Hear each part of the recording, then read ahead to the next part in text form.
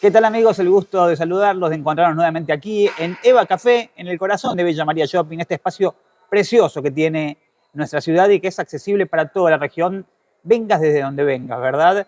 Estamos aquí listos y preparados para recibir a Tomás Gil, quien es ingeniero en alimentos, que ha tomado relevancia a nivel nacional, con notas que ha ido dando, con charlas que ha ido teniendo, como jurado también en diferentes eventos de índole, no sé si la palabra es gastronómica o alimentaria, él me lo va a saber decir bien. Quiero hablar con propiedad en este caso y durante toda la charla, Tomás, te voy a ir pidiendo disculpas en base a tecnicismo que no conozca. ¿Cómo estás? ¿Cómo andás, Daniel? Un gusto poder conversar con vos y también llevar esta nota a toda tu audiencia. ¿Cómo fue creciendo cuándo fue el momento que dijiste, che, este saber que yo tengo, que por ahí está en laboratorios, que por ahí estén nombres complicados, larguísimos, impronunciables, se puede convertir en algo que entre a las casas y que aporte o que sirva? Tal cual, es un desafío bajar al llano el tecnicismo y aparte pensemos, un alimento está a lo largo del día en distintos momentos presentes en cada uno, en cada hogar, en cada familia. Y hay muchas reacciones o cambios o cosas que salen mal cuando uno prepara un plato donde tiene toda una explicación. Sí. Pero a veces hay que bajar y yo, ¿cuándo arranqué con esto? Me recibí de ingeniero de alimentos en diciembre de 2019. Sí.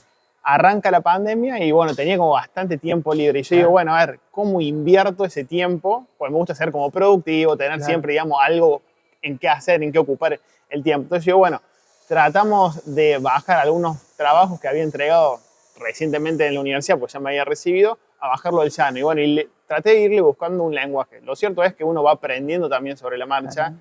Pues si yo veo las publicaciones que hacía allá por marzo de 2020, cuando arranqué con la cuenta, a lo que hago hoy, es como que uno se va actualizando en la forma también de transmitir, buscar alguna animación, alguna imagen, algún video productivo, de manera que lo que uno va diciendo vaya acompañado visualmente con material que facilite lo que es la interpretación de las cosas. Pero es, bueno, un desafío y creo que siempre se va perfeccionando y uno también va aprendiendo cómo comunicar. Bueno, vos vas a saber mejor que yo, pero yo no estaba formado en transmitir, digamos, una información. Sí, por ahí lo que es la docencia, eso me ayudó mucho, porque, bueno, uno cuando va a dar una clase, al alumno le busca explicar. Sí. Y en ese momento que yo arranqué con la cuenta estaba el nivel secundario, el nivel universitario, y eso me permitió saber cómo transmitir información a distintos públicos, porque cuando iba al secundario uno tenía que contar matemática, por ejemplo, de una forma. Y si algo parecido a nivel universitario,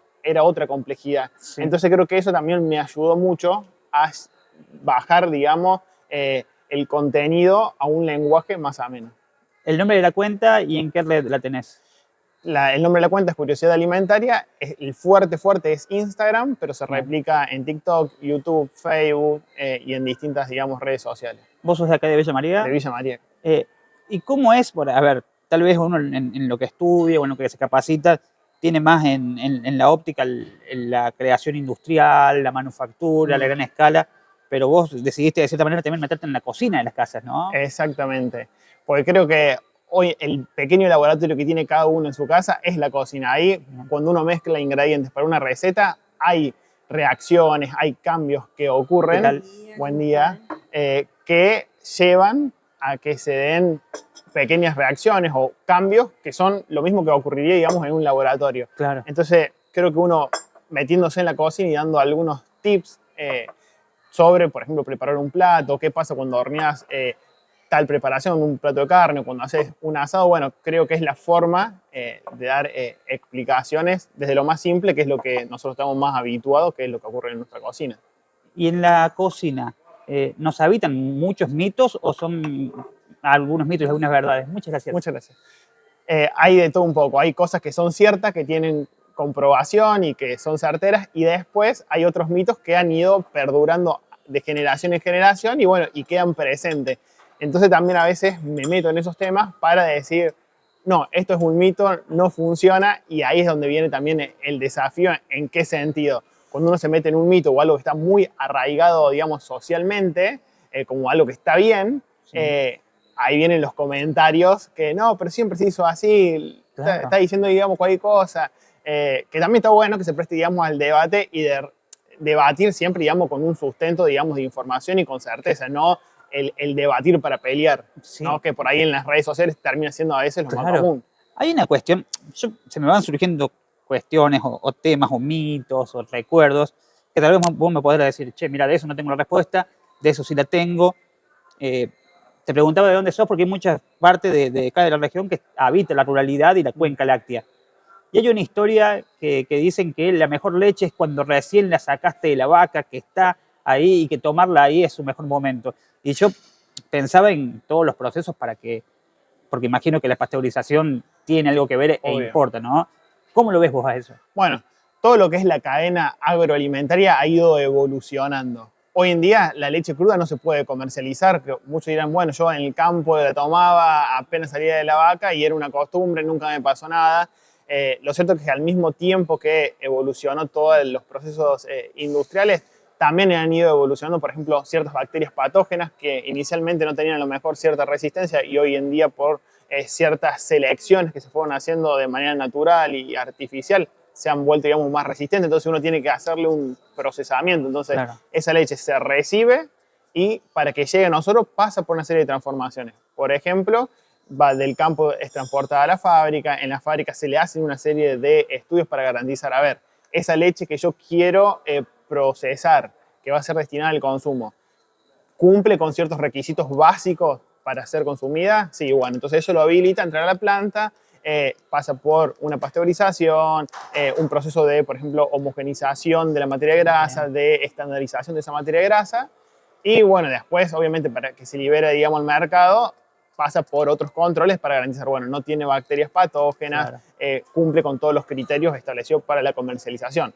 Y en el caso de la leche, esa pasteurización, ¿qué garantiza? Destruir todas las bacterias patógenas que pudiesen estar presentes en esa leche y también garantizar, digamos, que sea estable, digamos, en el tiempo porque garantiza una buena, digamos, conservación. Haces videos con tu abuelo, ¿verdad? Exactamente. ¿Y quién aprendió más en ese camino? Creo que los dos.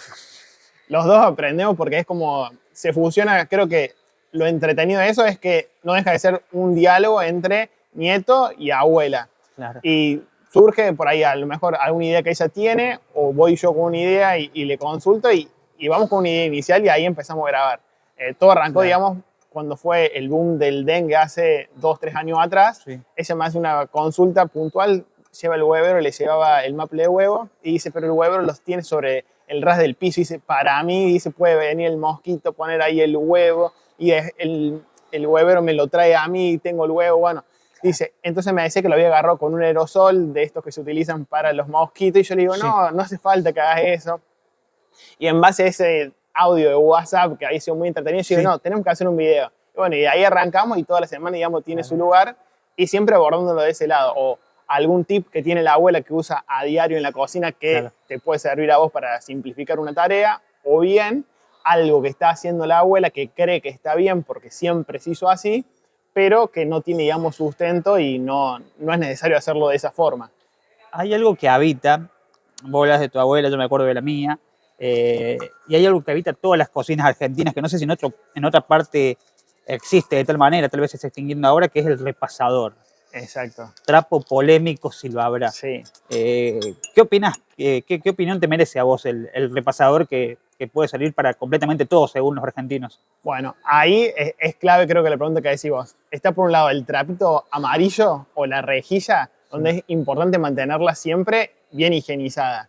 ¿Cómo es bien higienizada? Bueno, desgrasada, después del uso, colocarla, digamos, en la bandina y que ese trapo sea exclusivo de uso, por ejemplo, en la mesada, no que ese trapo sea de uso para lo que se me cayó en el piso o para limpiar muchos artefactos. Hay como que un uso exclusivo justamente como para evitar lo que es contaminación cruzada, llevar, digamos, un contaminante que está presente acá a otro activo. Pensemos, he visto videos de gente que ese trapito amarillo lo usa para limpiarse las zapatillas blancas. Tiene una mancha de zapatilla blanca, agarra el trapito que está ahí en la cocina, limpia las zapatillas y las deja. Y después vos pensás, ese trapito lo vas a usar para distribuir, para limpiar supuestamente la mesada, entonces distribuís toda la carga de contaminantes sobre la mesa que después van a estar en contacto con los alimentos.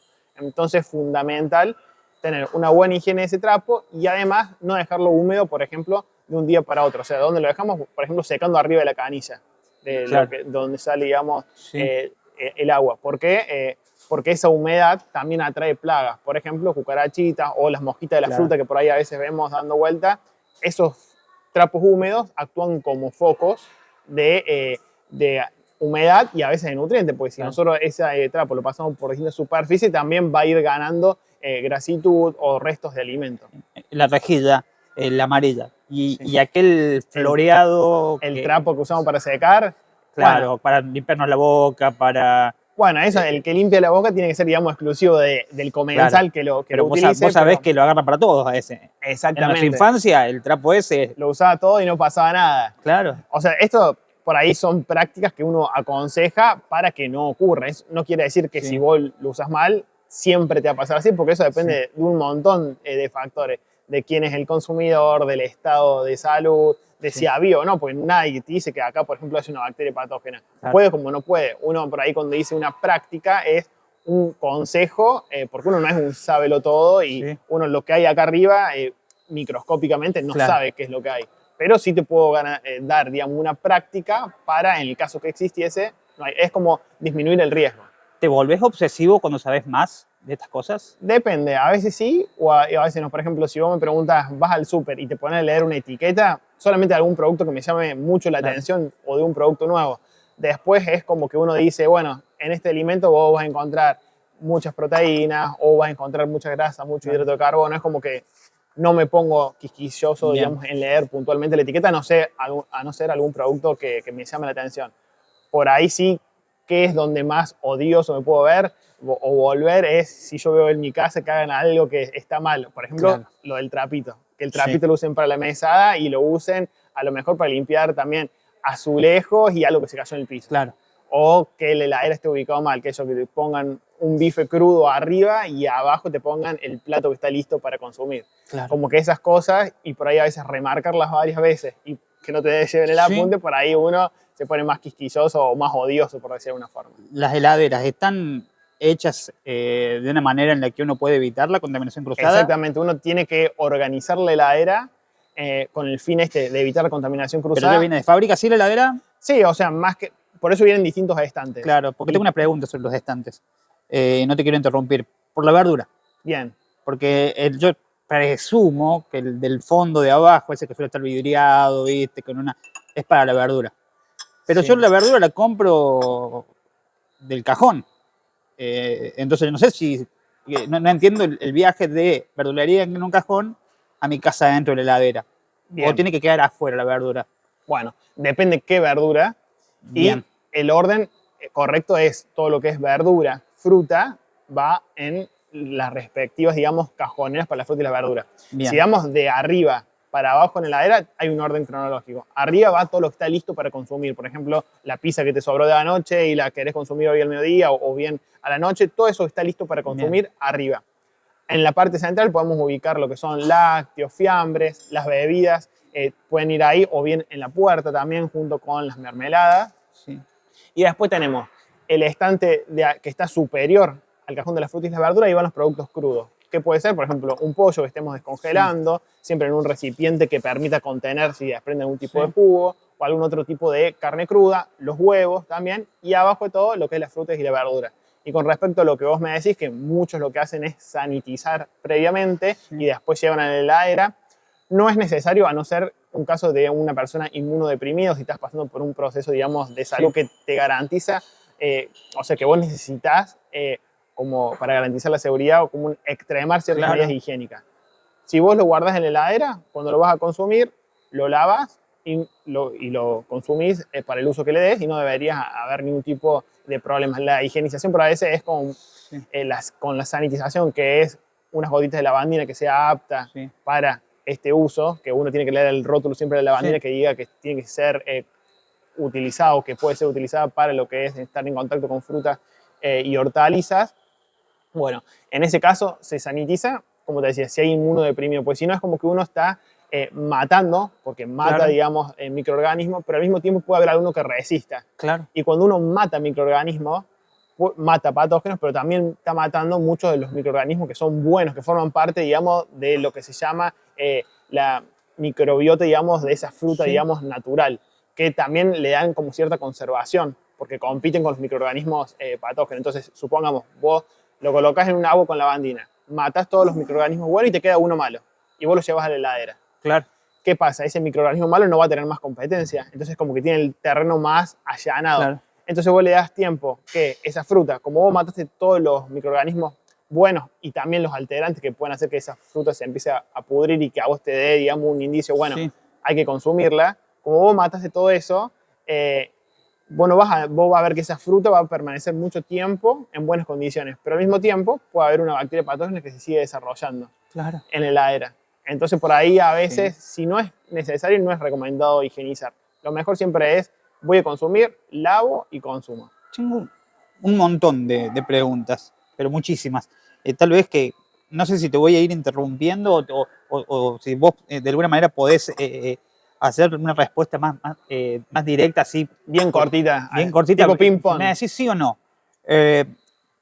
Verdura, fruta, la naranja, se puso fea, se puso verde, la manzana. Sí. La agarro y se me hunde el dedo porque se está pudriendo. Le corto esa parte y la como, no pasa nada. Bueno, idealmente uno tiene que conservarlo para que eso no ocurra. Ahora vemos que a la diaria pasa. En muchos alimentos, o sea, vos lo podés cortar y no debería haber ningún tipo de problema. Como en el caso de la naranja, por ahí que vemos que se pone toda esa pelucita que es blanca y también verde, hay que tener cuidado cuando la manipulemos, porque cuando vos la sacas del cajón y la llevas a la mesada, se va desprendiendo lo que son las esporas de ese alterante. Entonces lo que va a ocurrir es que puedes contaminar el resto de los alimentos. Entonces hay que manipularlo correctamente. Puedes cortar esa zona y evaluar también que tenga buen sabor, buen aroma y ver que no esté vos cortas esa zona y hay que ver también cuánto penetró, digamos, ese hongo porque uno puede ver, digamos, el tejido más dañado. Pero sí, tanto con los quesos y obviamente que todo esto va a ser mejor cuando sean productos que tengan menos humedad. Si tienen más humedad, puede ser un poco más riesgoso. Lo bueno es esto, siempre, si pasa una vez, no hay problema, le cortamos esa parte y la consumimos. Y como una práctica segura es una buena conservación para evitar que esto ocurra, ¿no? ¿La manzana podría pudre el cajón, como dice el dicho, o es mentira? Y lo que pasa es que si vos tenés una manzana podrida y el resto de manzanas buenas, ¿qué va a pasar? Va a ir como contagiando al resto de las manzanas. Lo mismo pasa, digamos, con la naranja. Tenés una naranja que está toda llena de hongos en la superficie. ¿Qué va a pasar? Va a empezar esas esporas, nosotros por ahí no lo vemos visualmente, pero hay aire, y ese aire va a contribuir a que diseminar esas esporas y por lo tanto van a caer en otras naranjas y va a ser el proceso igual. Los huevos, ¿en la heladera, afuera de la heladera? En la heladera, en el estante que está arriba de los cajones de las frutas y de las verduras. No lo colocamos en el maple. El maple, una vez que compramos los huevos, lo descartamos y los huevos los colocamos en un recipiente hermético y los llevamos a la heladera.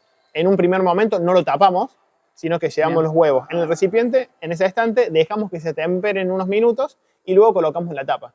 ¿Por qué? Porque si yo coloco todo con la tapa cerrado, voy a entrar huevos que están a temperatura ambiente, o sea, una temperatura superior a la que tiene la heladera, y se van a generar como un ambiente húmedo condensado, que a la larga va a hacer que también se termine deteriorando. Entonces, que se tempere y luego tapamos. ¿Se lavan los huevos? No hace falta lavarlo. O sea, antes de almacenar no hay que lavarlo porque pierde una protección natural que tiene el huevo. ¿Cuándo lo puedes lavar? Cuando lo vas a utilizar, porque cuando lo vas a utilizar, si lo vas a hervir, se va a dañar. Ahí esa estructura natural. O bien lo que se puede hacer es, porque vos me vas a decir, bueno, no se pueden lavar, pero muchos vienen con restos de materia fecal.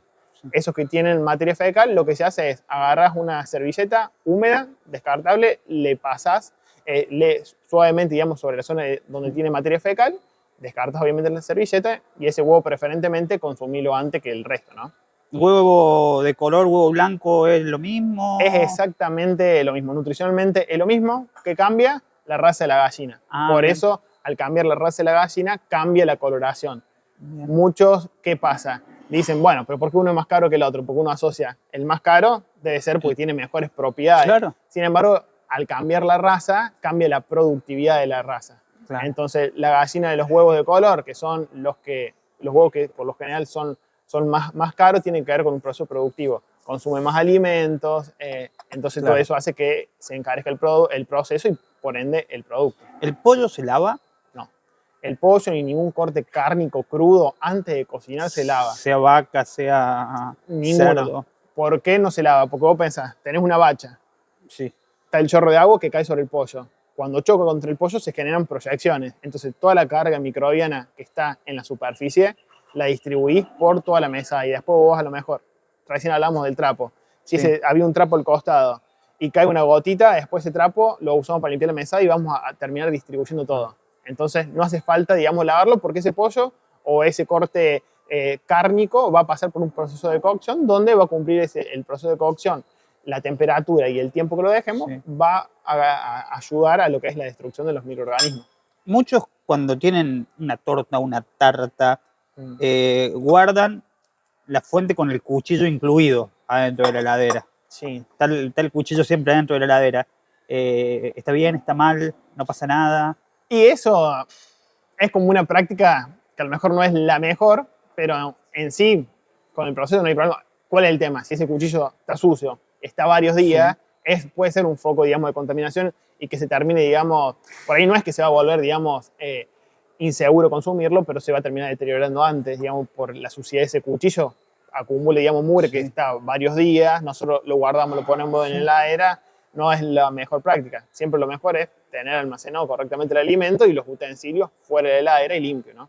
Estoy pensando, no sé si tiene que ver directo con este tema, pero en el hecho de que ahora siempre se busca la verdura perfecta cuando se va a comprar. Sí.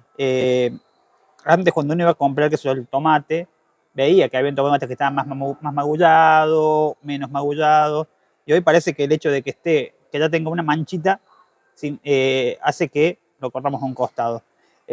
Sé que hay una cuestión de agroquímicos, sé que hay una cuestión de cosas que se le ponen a las hortalizas, a las verduras para que crezcan. Yo te pregunto, ¿produce alguna diferencia en el plato final una verdura que esté no en el estado perfecto, pero que uno no sepa si está o no está para ser consumida? No sé si me explico. Sí, perfectamente. Llega un momento que la zanahoria está blanda, pero no está fea. Sí, tal cual. No sé si me explico. Te entiendo, y uno por ahí tiene ciertos estereotipos, digamos, estéticos con respecto a las frutas y las hortalizas, que hace que vos tenés dos tomates, el que tiene más brillo o una manzana, la que tiene más brillo la vas a consumir porque visualmente la ves más atractiva. Claro. Y en sí eso es una práctica que creo que tenemos que cambiar. Hoy en día a nivel mundial cerca del 30% de los alimentos que se pierden, que se producen, digamos, se pierden o se desperdician a lo largo de la cadena. Justamente uno de los problemas son estos. Uno tiene ciertos estereotipos, digamos, estéticos con respecto a las frutas y las hortalizas. Por ejemplo, volviendo al caso del tomate, que tenga una manchita, algún tipo de imperfección, no hay ningún tipo, digamos, de problema. No es, si vos ves el tomate podrido, bueno, ahí no va a ser bueno, digamos, no va a ser apetecible consumirlo. Pero que tenga una manchita, no hay ningún tipo de problema.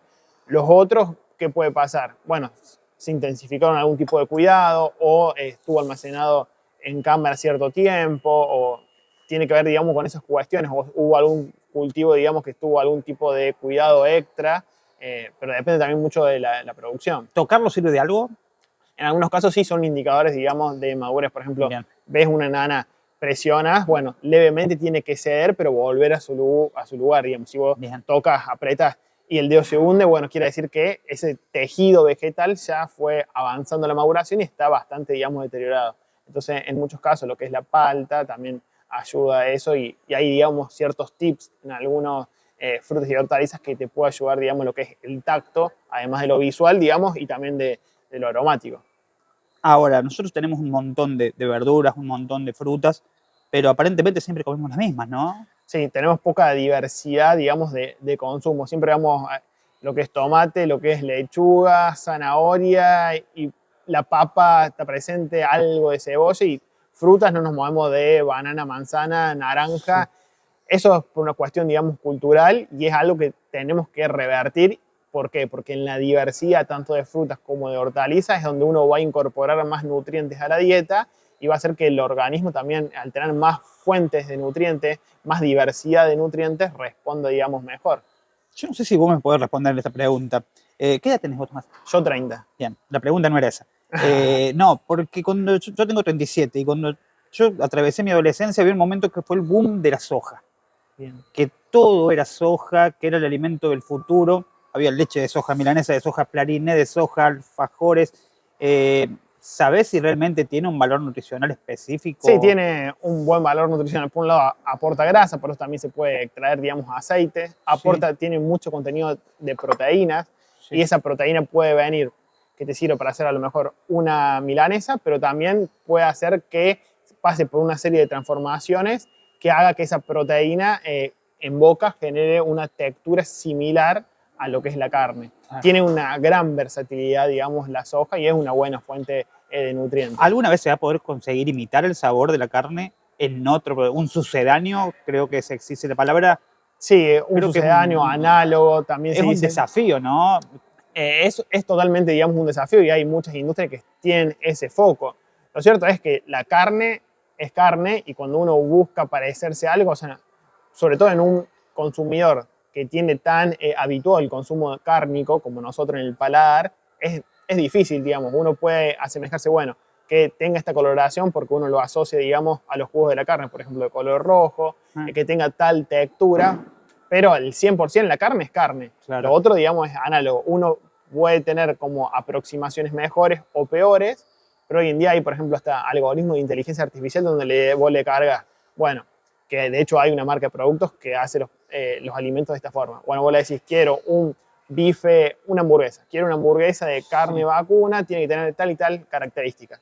Entonces, esa software de inteligencia artificial procesa todo lo que vos le estás pidiendo y mezcla ingredientes de origen vegetal para alcanzar este producto final. Entonces a lo mejor te dice, bueno, agregarle jugo de remolacha, proteína de arveja, tal cosa, mezclarla y hacerlo tal de esta forma.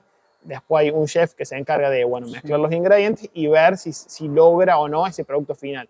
Al evaluarlo le dice, no, mira, esta hamburguesa le falta esto para parecerse a esto. Bueno, le da información y te vuelve a otra receta. Entonces hoy en día hay industrias que trabajan para asemejarse a la carne.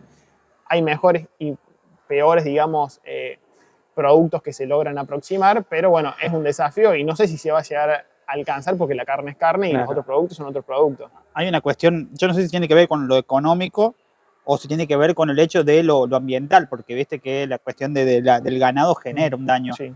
Entonces creo que perseguían ese desafío. Obviamente, lo que es la proteína vegetal, por ejemplo, las legumbres captan el nitrógeno que hay en el aire y la llevan al suelo. Entonces, productivamente, la huella de carbono es menor, también lo que es el consumo hídrico es menor. Entonces, tiene esos beneficios, digamos, ambientales en comparación a lo que es la producción del ganado bovino. Lo bueno es siempre buscar, digamos, un equilibrio y también otro de lo que tenemos que incorporar en la dieta que recién mencionamos, más diversidad de frutas, y hortalizas son las legumbres, pues son una buena fuente de proteínas y distintos nutrientes como vitaminas y minerales, y además son una fuente de proteínas que son relativamente baratas, lo que puede ser, por ejemplo, garbanzo, puede ser también lo que es lenteja, lo que es poroto, y si uno analiza cuáles son las que más consumimos, casi siempre cae el mayor consumo de lentejas. Entonces hay una gran diversidad de nutrientes que nos estamos perdiendo.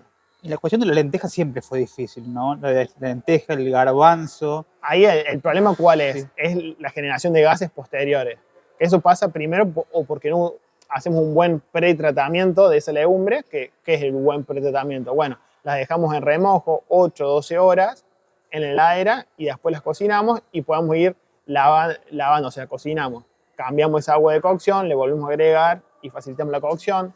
Otra cuestión es para que se digiera mejor esa parecita que tiene la legumbre, que después es lo que generan esos gases, es agregarle una cucharadita de bicarbonato o comprar las que vienen de cocción rápida. Y por otro lado, al no estar habituado nuestro sistema digestivo al consumo de fibra que nos aportan estas legumbres, por ahí hasta que se adapte nuestro sistema digestivo genera esos gases, pero después uno cuando la empieza a hacer un hábito, no va a haber más ningún tipo de problema. Yo tengo la última que no sé si es un mito, una realidad o si hay respuesta, que tiene que ver con el maíz. Yo una vez leí que la cantidad de nutrientes que aporta el maíz es la misma cantidad que uno gasta a nivel energía para digerirlo. Yo no sé si es cierto eso. Eso te lo debería averiguar para no decirte ¿Vos sabés que cualquier mito. O sea, el maíz, está buena la pregunta. Porque me dijeron que no aporta nada, como que es no comer nada, porque... Es como que lo que ingresa y lo que vos tardás en metabolizarlo, esa energía que consume. Bueno, lo cierto es que nuestro organismo tiene un consumo, digamos, energético que es base. O sea, vos para funcionar, por ejemplo, ahora que estamos conversando, estamos respirando, bueno, obviamente todo eso lleva al consumo, digamos, de energía. Entonces, tiene un consumo energético. Y cada alimento puede costar más o menos, digamos, digerirlo y puede venir aparejado de esa forma. Habría que ver en términos numéricos si las calorías que aporta el maíz son las mismas que utiliza el sistema digestivo. Ahí tenemos también fibra, almidón, que ese almidón luego se transforma, digamos, en glucosa. Pero es, digamos, interesante el punto de vista. Sí, lo leí por algún lado, ¿veo? Que uno siempre hay una universidad en Massachusetts donde se investiga todo. que es un dato de color que voy a decir, ah, mira qué interesante. Mirá vos, te quedaste con esa, que puede ser una fake o no, y Pero mira cómo te quedó, digamos, la idea, o sea que eso también está bueno. claro, funcionó, mal o bien funcionó. Y ahora te traslado la pregunta a vos. Hay un montón de cosas de las que quería hablar, Mundial del Alfajor, Mundial de Dulce de Leche. Seguramente voy a querer invitarte alguna otra vez. Con Por el todo momento gusto. te agradezco el tiempo, te pido disculpas porque en sí había una hoja de ruta armada y una cosa fue llevando a la otra y al final Que se nos fue. con los alimentos pasa eso, uno lo tiene tan habituado que en medio de la charla van surgiendo un montón de temas y está bueno, digamos, hablarlo y siempre hay tiempo para hablar de otros temas también, ¿no? Bien. El jugo, este jugo, Sí. ¿es mejor tomarlo o es mejor comer la fruta? Es mejor tomarlo con la fruta, digamos, que venga todo junto. Bien, Te digo rápidamente porque Sí. en la fruta tiene fibra. Este jugo está contenido en las células del fruto. Cuando uno lo exprime, rompe las células y libera el jugo. Bien. ¿Qué pasa? Cuando libera el jugo ahí va básicamente todo lo que es agua y azúcares. bien. Si vos consumís la fruta, va a tener esos azúcares, va a tener esa agua, pero también va a tener la fibra. Y esa fibra lo que va a hacer es que te regula cómo vos vas a ir absorbiendo Bien. la glucosa en sangre. Entonces, es mejor que ese jugo consumirlo contenido en lo que es el fruto. Pero se puede consumir, digamos, tranquilamente. Bien. No es bueno todos los días. O sea, si vos tenés que tomar un hábito entre consumir jugo todos los días y consumir la fruta, bueno, el jugo déjalo cuando venís a tomar un café, como estamos haciendo nosotros ahora, y la fruta consumirla a diario. Tomás, muchas gracias. Muchas gracias a vos. Tomás Gil con nosotros en la mañana, en esta noche, donde lo estás viendo vos y lo estás compartiendo en la pantalla de Canal 20. Nosotros nos encontramos la próxima semana. Hasta la próxima.